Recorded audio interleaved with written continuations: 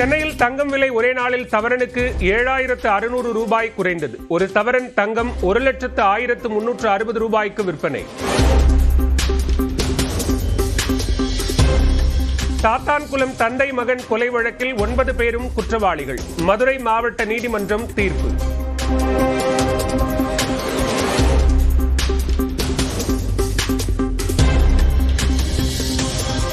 சாத்தான்குளத்தில் ஜெயராஜ் பென்னிக் இருவரும் கொலை செய்யப்பட்டது உறுதியாக இருப்பதாக மதுரை மாவட்ட நீதிமன்றம் தீர்ப்பு. குற்றவாளிகள் 9 பேருக்குமான தண்டனை விவரங்கள் வரும் 30ஆம் தேதி அறிவிப்பு.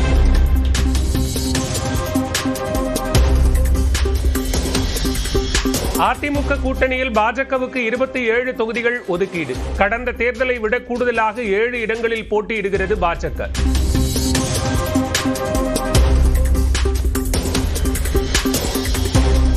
அதிமுக கூட்டணியில் அன்புமணி தரப்பிலான பாமக 18 தொகுதிகளில் போட்டி. கடந்த முறை 23 தொகுதிகளில் போட்டியிட்ட நிலையில் தற்போது 5 தொகுதிகளை குறைத்து ஒதுக்கீடு. தேசிய ஜனநாயக கூட்டணியில் அமமுகவுக்கு 11 தொகுதிகள் ஒதுக்கீடு. அதிமுக தலைமை அலுவலகத்தில் நடந்த கூட்டணி கட்சி தலைவர்கள் கூட்டத்தில் முடிவு.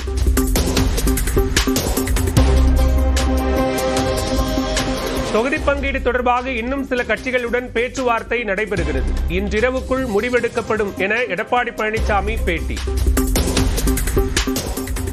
இன்னும் பல கட்சிகளோடு எங்கள் கூட்டணியில் வாங்கியிருக்கிற பல கட்சிகளோடு பேச்சுவார்த்தை நடந்து கொண்டிருக்கிறது. இன்று இரவுக்குள் சுமூகமாக பேச்சுவார்த்தை முடிவு பெற்று அந்த கட்சிகளுக்கு எத்தனை தொகுதி என்று அறிவிக்கப்படும் என்பதை மகிழ்ச்சியுடன் இந்த நேரத்தில் தெரிவித்துக் கொள்கிறேன். தேசிய ஜனநாயக கூட்டணியில் தமிழ் மாநில காங்கிரஸ் கட்சிக்கு 3 தொகுதிகள் ஒதுக்க வாய்ப்பு. இந்திய ஜனநாயக கட்சிக்கு 2 இடங்கள் ஒதுக்கீடு செய்ய இருப்பதாக தகவல்.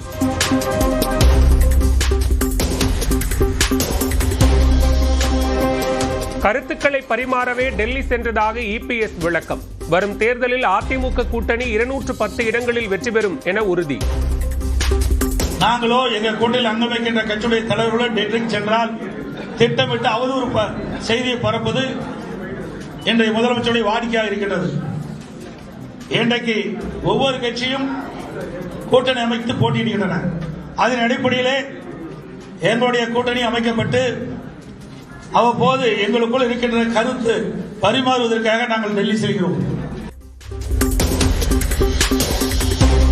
வரும் தேர்தலில் குக்கர் சின்னத்தில் தான் போட்டியிடுவோம். அமமுகவுக்கு 11 தொகுதிகள் ஒதுக்கப்பட்ட நிலையில் நியூஸ் 18க்கு அளித்த பேட்டியில் டிடிவி தினகரன் உறுதி.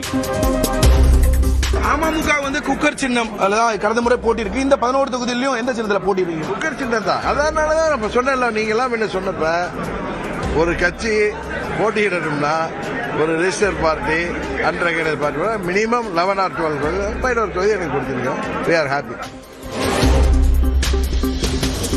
9 ஆண்டுகளுக்கு பிறகு அதிமுக தலைமை அலுவலகத்துக்கு சென்ற அமமுக பொதுச் செயலாளர் டிடிவி தினகரன். உற்சாகத்துடன் அழைத்துச் சென்ற எஸ்பி வேலுமணி.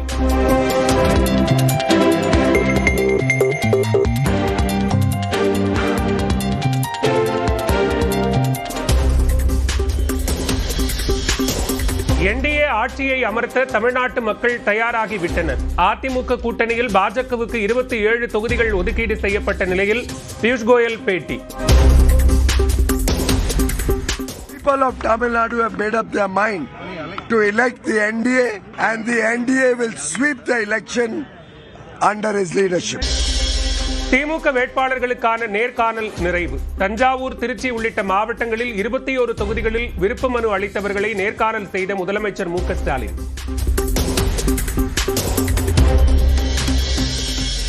புதுச்சேரி, கேரளம் மற்றும் அசாம் மாநிலங்களில் வேட்புமனு தாக்கல் நிறைவு. நாளை வேட்புமனுக்கள் மீது பரிசீலனை. புதுச்சேரி சட்டமன்ற தேர்தலில் காங்கிரசுக்கு 16 தொகுதிகளும் திமுகவுக்கு 14 இடங்களும் ஒதுக்கீடு. விசிக, கம்யூனிஸ்ட் கட்சிகளுக்கான இடங்களை திமுகவே கொடுக்கும் என ஜெகத் ரட்சகன் பேட்டி.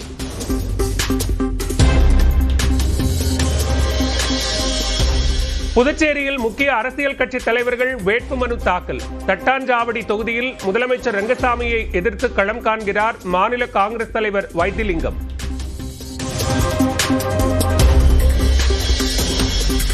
புதுச்சேரி சட்டப்பேரவை தேர்தலில் நேயம் மக்கள் கழகம் கட்சியுடன் விஜயின் தாவேக கூட்டணி. உருளையன்பேட்டை, தட்டாஞ்சாவடி ஆகிய 2 தொகுதிகள் ஒதுக்கீடு.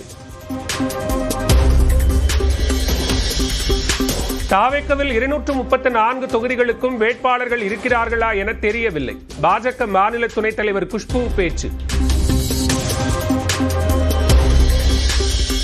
திருத்தணி முருகன் கோயிலில் நாம் தமிழர் கட்சியின் தலைமை ஒருங்கிணைப்பாளர் சீமான் தரிசனம். மலை படிக்கட்டுகளில் கையில் வேல் ஏந்தியபடி சென்று வழிபாடு.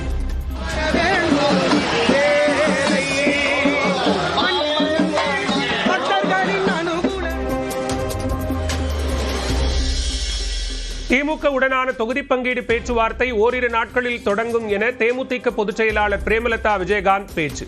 கூட்டணி கட்சிகள் தொகுதி எண்ணிக்கையை விட்டுக் கொடுத்தால் தாங்களும் விட்டுக் கொடுக்க தயார் என பேட்டி. ஒரு கூட்டணி சக்சஸ்ஃபுல்லா போகணும் அப்படின்னா விட்டு கொடுக்கணும்ன்றப்போ அவங்க எல்லாம் 1-2 விட்டு கொடுக்கறப்ப தேமுதிக விட்டு கொடுக்கும். அதுல மாற்று கருத்து.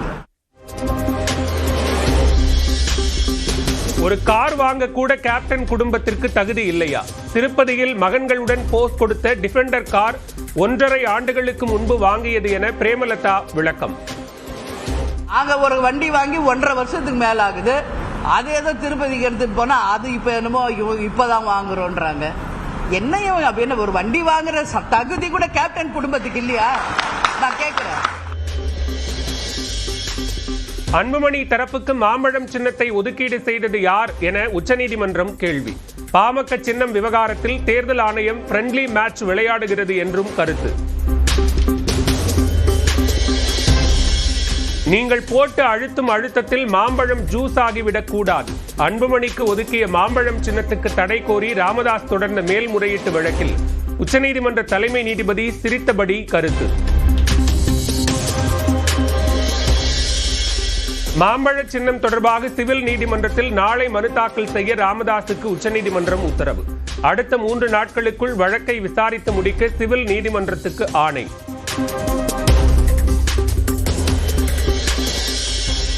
கோவை, நீலகிரி மாவட்டங்களின் ஓரிரு இடங்களில் இன்று முதல் 2 நாட்கள் லேசான மழைக்கு வாய்ப்பு. மேற்கு தொடர்ச்சி மலை மாவட்டங்களில் வரும் 28 மற்றும் 29ஆம் தேதிகளில் மழை பெய்யும் எனவும் வானிலை ஆய்வு மையம் தகவல்.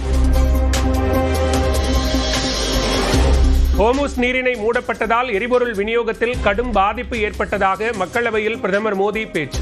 எரிபொருள் தட்டுப்பாட்டால் மக்களுக்கு பாதிப்பு இல்லாமல் இருக்க நடவடிக்கை எடுத்துள்ளதாகவும் விளக்கம். இந்தியாவில் 53 லட்சம் மெட்ரிக் டன் கச்சா எண்ணெய் கையிருப்பு உள்ளதாக பிரதமர் மோடி விளக்கம். எத்தனால் கலந்த பெட்ரோல் பயன்பாட்டால் இறக்குமதிக்கான தேவை குறைந்துள்ளதாகவும் பேச்சு. ஈரான் எரிசக்தி கட்டமைப்புகள் மீது 5 நாட்கள் தாக்குதல் இல்லை என ட்ரம்ப் அறிவிப்பு. 2 நாட்கள் விதித்த கெடுவை 5 நாட்களாக மாற்றினார் அமெரிக்க அதிபர். போர் நிறுத்தம் தொடர்பாக ஈரான், அமெரிக்கா இடையே பேச்சுவார்த்தை நடப்பதாக ட்ரம்ப் பதிவு. 5 நாட்களுக்குள் பேச்சுவார்த்தையில் உடன்பாடு ஏற்படாவிடில் தாக்குதல் நடத்தப்படும் என ஆவேசம்.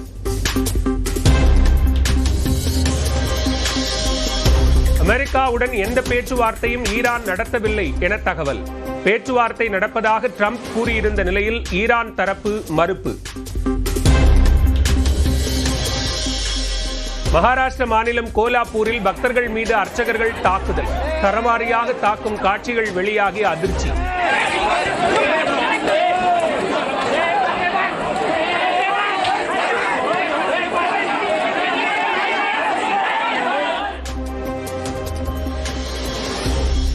ஜம்மு காஷ்மீரின் பந்திப்போராவில் அடுத்தடுத்து 2 இடங்களில் பனிச்சரிவு. போக்குவரத்து முடங்கியதால் பனியை அகற்றும் பணி தீவிரம்.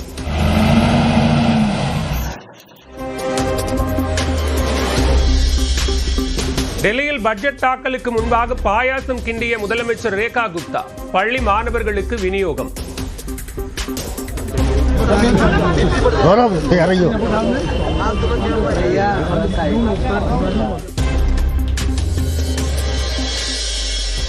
படத்தயாரிப்பாளருக்கு 4,25,00,000 ரூபாய் வழங்க வேண்டும் எனும் தனி நீதிபதியின் உத்தரவு செல்லும். தனி நீதிபதி உத்தரவை எதிர்த்து இயக்குனர் கௌதம் வாசுதேவ் மேனன் தொடர்ந்த மேல்முறையீட்டு வழக்கை தள்ளுபடி செய்தது சென்னை உயர்நீதிமன்றம்.